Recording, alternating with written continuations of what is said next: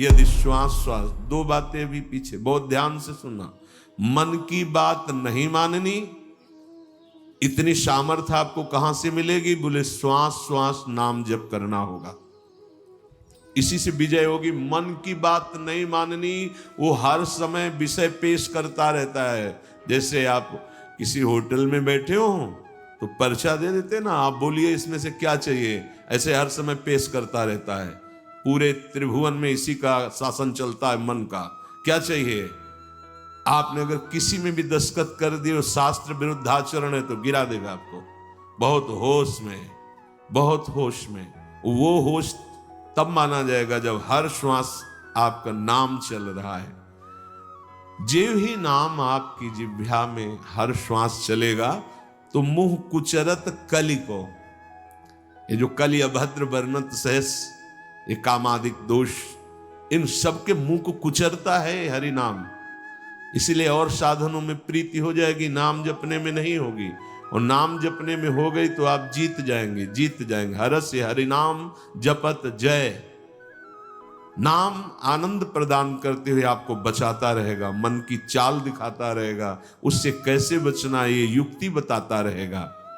खोज न राखत श्याम, फिर श्याम सुंदर की खोज नहीं करनी पड़ेगी। नाम चल रहा है ना, यही अब तुम धोखे में नहीं डाल सकते। किसी सूझ वाली आंख ने पहचान की, कण कण में झांकी भगवान की, मेरा प्रीतम सब रूपों में है। ये नाम आपको अनुभव कराएगा। नाम जप नहीं है तो कुछ नहीं होने वाला। बातें बनाने से माया का पर्दा नहीं हट जाएगा। बहुत विचित्र है, बहुत विचित्र। अच्छे अच्छे त्राहिमाम बोल देते हैं इस मन के आगे। हिमालय को उठा लेना सहज है, लेकिन मन को अधीन करना सहज नहीं है। नाम भगवान में इतनी सामर्थ्य है, वो तुम्हें सामर्थ्य देंगे कि तुम मन को अधीन कर सकते हो। कर तुम अकर तुम अन्यथा कर तुम, सर्व सामर्थ्यशाली भगवान को अधीन करने वाला नाम है नाम। ये ऐसा नाम है, इसे कोई भी चुरा नहीं सकता। चोर मध्य या मित्र ब्रह्म गुरु दारा, बिल्कुल अक्षरशः ऐसा ही है। बहुत गुस्सा लगती है मन पर, बहुत गुस्सा कभी कभी लगती है कि ये साधकों को नष्ट करने के लिए हर समय जाल बुनता रहता है। जैसे मकड़ी जाल बुनते है, ऐसे ही बुनता रहता है जाल। और ये खुद जलता है, खुद परेशान होता है, खुद बंधन युक्त होता है। यही बड़ा विचित्र खेल इस मन का, बड़ा विचित्र। महीना दो महीना हो तो लड़ ले, पूरे जीवन लड़ना, तभी परम पद प्राप्त होता है। पूरे जीवन जरा सी चूक होती फंसा देता है, निराश कर देता है, उदास कर देता है। भगवान तुम्हारे अंदर के विचार को देखते हैं। तुम्हारे विचार में यदि आंतरिक संसार के सुखों की आशा है तो वो आपके अंदर हैं, अनुभव में नहीं आएंगे। देख लो, जो लोग कहते हैं ना कि इतने वर्ष हो गए हमें नाम जप करते, उसका भाव समझो। अंदर के विचार भगवान तुम्हारे देखते रहते हैं। तुम्हारी आशा यदि संसार के भोग हैं तो सामने नहीं आएंगे, यही हृदय में बैठे हैं। उत्तम भाव प्राप्त करने के लिए तुम्हें अपने मन से संसार के विचार हटाने होंगे। ये जो भगवत चर्चा है, भगवान की लीला कथा है, इसमें इतनी सामर्थ्य है कि आपके विचारों का परिवर्तन हो जाएगा। श्रृण्वताम स्वकथा कृष्ण पुण्य श्रवण कीर्तनः हृदयंतस्थो हरभद्राणि विधुनोति सुहृत्सताम। भगवान श्री हरि श्री कृष्ण का जब यश सुना जाता है, नाम महिमा, गुण महिमा, लीला कथा, पुण्य श्रवण कीर्तनः सताम साधु नाम सुहृत हितकारी भगवान श्री कृष्ण स्वकथा स्वकीय गुणानाम कथा श्रृण्वताम श्रवण परायणानाम अंतस्थ हृदय स्थिता। भगवान श्रवणेन्द्री के द्वारा जाकर उसके हृदय में स्थित हो जाते हैं। भगवान की कथा पुण्य श्रवण कीर्तन परम पुण्य प्रदान करने वाली है। जब हम कानों से भगवान की कथा सुनते हैं, नाम महिमा सुनते हैं, तो भगवान कानों से हमारे हृदय में जाकर प्रकाशित हो जाते हैं। भगवान श्री कृष्ण स्वकथा स्वकीय गुणानाम कथा शृण्वताम अंतस्थ हृदय स्थिता। जहां वो हृदय में गए तो सन हृदय स्थितानि अभद्राणि दुर्व्यसन रूपाणि अशुभानि विधनोति विनाशयति दूरी करोति। भगवान श्री कृष्ण कथा सुनने वालों के हृदय में श्रवणेन्द्री के द्वारा जाते हैं और सब व्यसन, सब दुर्वासना, सब पाप कर्म जो हुए उनका नाश कर देते हैं। हृदय स्थितानि अभद्राणि दुर्व्यसन रूपाणि अशुभानि विधनोति विनाशयति। केवल कथा सुनने मात्र से हमारे विचारों का परिवर्तन। बहुत सुंदर बात, भगवान सदैव आपके विचार देखते हैं अंदर के। जब आपके विचार संसार के भोगों के होते हैं, संसार की आशा होती है, तो वो आपके सामने प्रकट नहीं होते हैं। बहुत समय साधन करते हुए भी प्रकट नहीं। तो अंदर के विचारों का परिवर्तन कैसे हो? तो बोले कानों से खूब भगवान की कथा सुनो। प्रभु के नाम महिमा, रूप महिमा, लीला, धाम, गुण ये सुनोगे तो श्रवणेन्द्री से भगवान हृदय में जाएंगे और भगवान हृदय में जाकर सारे व्यसन, अशुभ, पाप इन सब को नष्ट कर देते हैं। जो अभद्राणी हैं, दुर्व्यसन रूपाणी हैं, अशुभानी हैं, वो विधनोति विनाशयति, हृदय को निर्मल कर देते, अर्थात हृदय के विचार अब भगवत स्वरूप होने लगते हैं।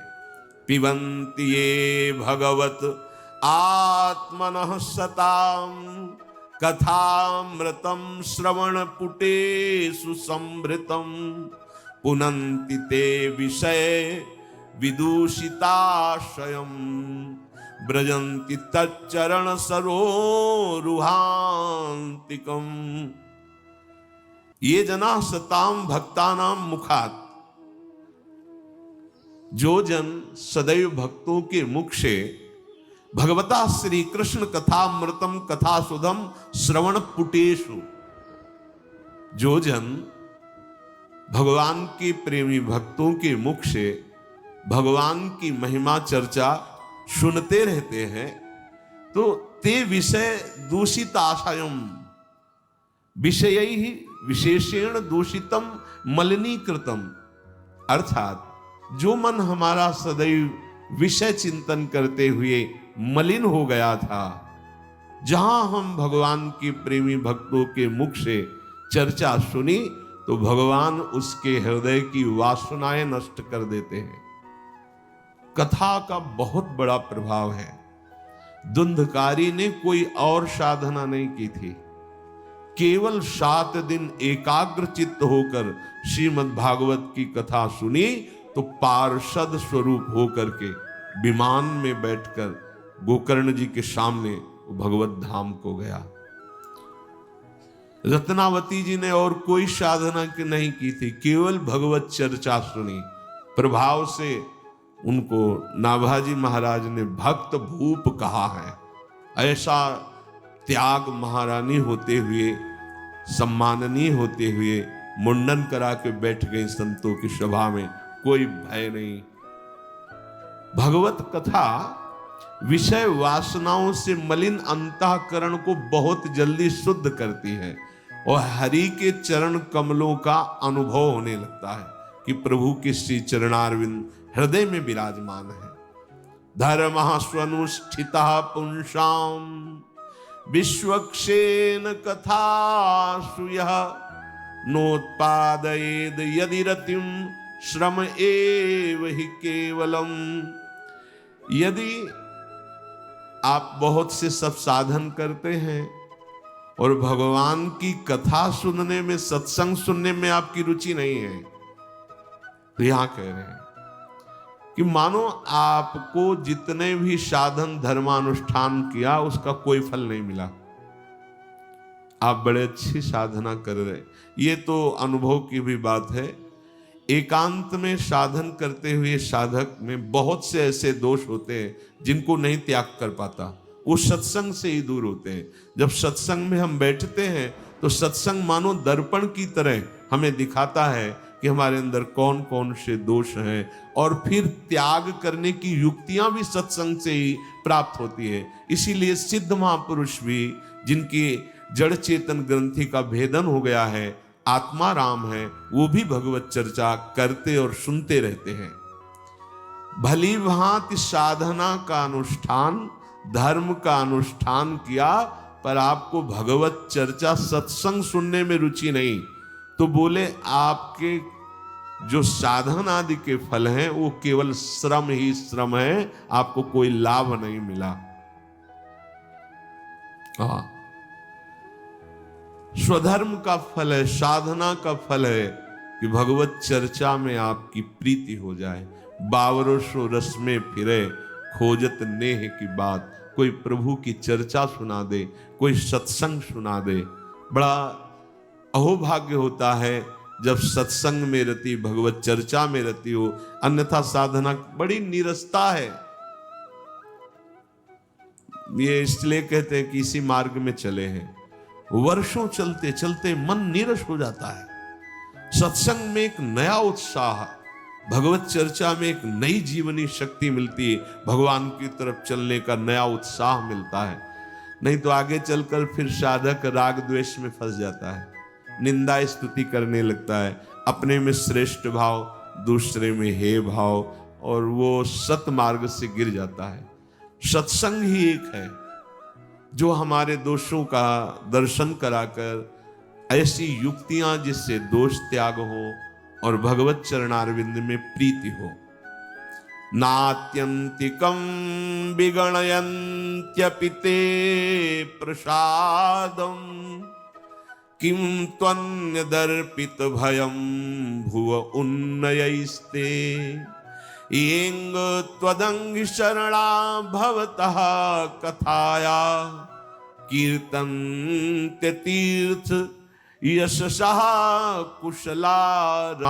जब हमारे कानों में पड़ती है तो जैसे बड़े बड़े तीर्थों का उगाहन, यज्ञ, शास्त्र स्वाध्याय, दान पुण्य, इनसे हृदय पवित्र होने की भावना होती, पाप नष्ट होने। तो उनमें इतनी सामर्थ्य नहीं जितने सत्संग के शब्द पवित्र करते हैं। भगवान तीर्थानि व्रतानि यज्ञ छंदांसी ऐसा वर्णन करते हैं कि ये सब वैसा पावन नहीं कर सकते जैसा सत्संग करता है। कानों में जब शब्द पहुंचते हैं भगवान की महिमा के, तो जैसे शरद ऋतु जल के मैल को दूर कर देती, वैसे मन का मैल सत्संग के शब्दों से दूर हो जाता है।